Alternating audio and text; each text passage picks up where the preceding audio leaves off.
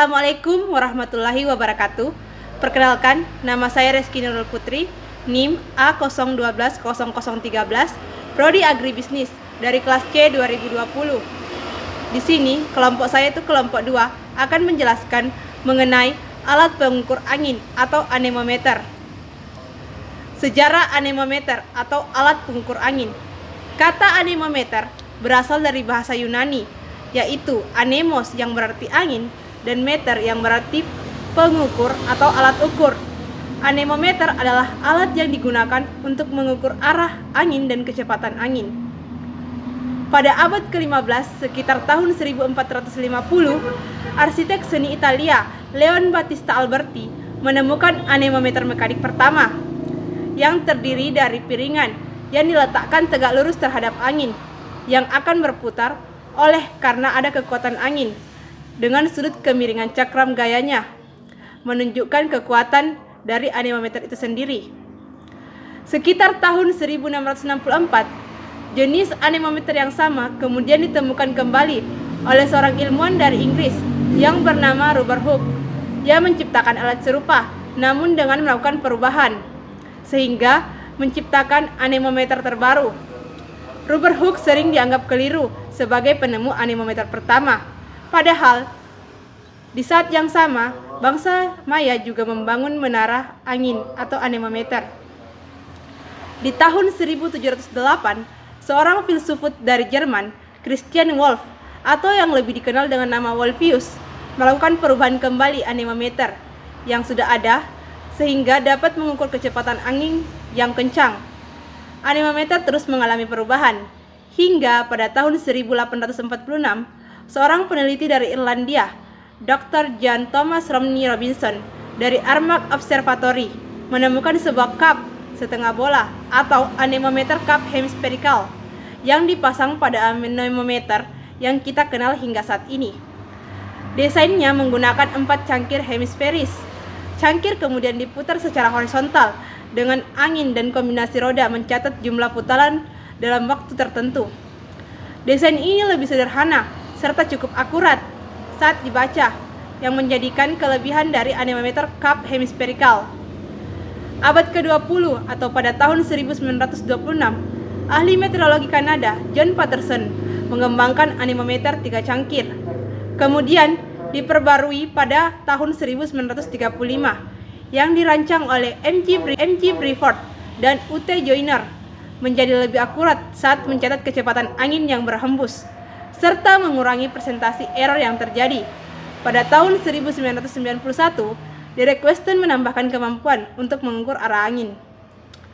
Pada tahun 1994, ahli geologi Dr. Edward Phillips mengembangkan anemometer sonik yang menentukan kecepatan dan arah angin sesaat atau saat terjadi turbulensi dengan mengukur seberapa banyak gelombang suara yang melintas di antara sepasang transducer yang dipercepat atau diperlambat oleh pengaruh angin. Terima kasih. Assalamualaikum warahmatullahi wabarakatuh. Perkenalkan, nama saya Husna, NIM A01203338, Prodi Agribisnis, kelas C 2020. Jadi, saya akan menjelaskan tentang cara kerja alat anemometer, fungsi dan jenisnya. Adapun cara menggunakan alat anemometer ini sangat mudah, hanya dengan meletakkan alat ini di luar ruangan dan tempat terbuka, lalu akan menghasilkan perhitungan dengan sendirinya. Alat ini akan bergerak saat tertiup angin. Bagian baling-baling atau mangkok akan berputar sesuai dengan arah mata angin. Jika putaran dari baling-baling semakin besar, berarti angin sangat kencang. Sebaliknya, jika anemometer tidak bergerak, maka tidak ada angin sama sekali. Di bagian bawah anemometer tersebut terdapat suatu alat yang berfungsi untuk menghitung tingkat kecepatan angin dalam 1 detik. Kemudian fungsi dari anemometer itu cukup terbatas dan bukan termasuk dalam alat yang cukup multifungsi. Fungsinya itu hanya sebatas yang berhubungan dengan angin dan cuaca. Adapun fungsi dari alat ini, yang pertama, untuk mengukur tingkat kecepatan angin. Yang kedua, dapat digunakan sebagai alat dalam meramal atau memperkirakan cuaca pada hari berikutnya. Yang ketiga, untuk memperkirakan tinggi atau besarnya gelombang laut. Fungsi dari anemometer yang satu ini dapat digunakan oleh para nelayan dan orang yang bekerja di kapal, baik kapal pesiar atau kapal biasa. Yang keempat, untuk memperkirakan kecepatan arus laut yang dapat dimanfaatkan saat berlayar. Yang kelima, untuk memperkirakan arah dari arus laut. Fungsi yang satu ini juga sangat bermanfaat untuk para nelayan yang sedang berlayar. Kemudian yang keenam, untuk mengetahui besarnya tekanan angin. Secara umum, ada dua jenis anemometer, yaitu anemometer yang mengukur kecepatan angin, velocity anemometer, dan anemometer yang mengukur tekanan angin atau pressure anemometer. Velocity anemometer atau anemometer pengukur kecepatan angin terbagi dalam 7 jenis, yaitu yang pertama cup anemometer. Ciri dari alat ini yaitu mempunyai baling-baling yang berbentuk cup atau setengah lingkaran atau mangkok kecil. Jumlah dari cup tersebut ada 3 buah. Kemudian ketiga buah cup tersebut terpasang di bagian tangkai pada alat ini dan dapat berputar. Yang kedua, windmill anemometer. Bentuk dari alat ini sangat mirip dengan kincir angin atau baling-baling. Bentuk dari baling-baling panjang dan vertikal. Untuk alat ini selalu mempunyai pergerakan arah angin yang sama, jadi tidak dapat digunakan dalam mengetahui arah angin, sehingga cara kerja alat ini sama dengan ventilasi pada bangunan dan daerah tambang, tetapi hasil dari putaran dapat memberikan perhitungan angin yang sangat maksimal dan mempunyai tingkat keakuratan yang cukup tinggi. Kemudian yang ketiga, hot wire anemometer atau anemometer kawat panas. Untuk jenis dari alat ukur satu ini terbuat dari kawat halus yang telah dipanaskan. Beberapa dari jenis alat ini telah dilengkapi dengan layar digital. Jadi sangat mudah untuk mengetahui perhitungan angin. Cara kerja dari alat ini yaitu angin akan mengalir melalui kawat. Kawat tersebut dilengkapi dengan efek pendingin. Lalu alat ini akan menunjukkan angka yang merupakan besarnya kecepatan angin. Alat ini memiliki frekuensi dan resolusi yang cukup tinggi, jadi perhitungannya jauh lebih tepat dan akurat, sehingga sangat cocok digunakan dalam studi arus turbulen. Kemudian yang keempat, laser Doppler anemometer. Alat yang satu ini memanfaatkan sinar laser yang terbagi menjadi 2 buah balok. Salah satu dari balok tersebut mengelilingi anemometer. Partikel yang mengalir dengan molekul udara akan melewati dan mendekat ke arah balok yang mencerminkan atau backscatter, lalu mampu kembali ke arah detektor, kemudian diukur oleh sinar laser. Jika gerakan pada partikel besar, maka akan menghasilkan suatu pergeseran Doppler guna mengukur tingkat kecepatan angin pada sinar laser. Lalu digunakan dalam menghitung tingkat kecepatan partikel udara yang berada di sekitar anemometer. Kemudian yang kelima, sonic anemometer.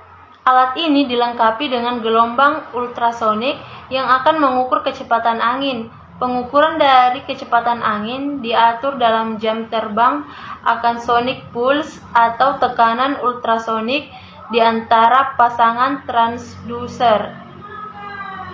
Kemudian yang keenam, acoustic resonance anemometer. Untuk alat ini sangat bergantung pada pengukuran penerbangan.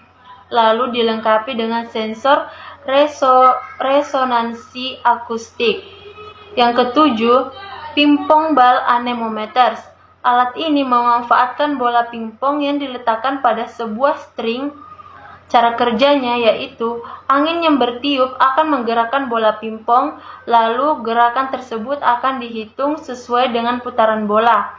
Alat ini menjadi alat yang paling simpel di antara alat lain karena mudah dibuat, lalu sering dijadikan sebagai latihan praktik di sekolah.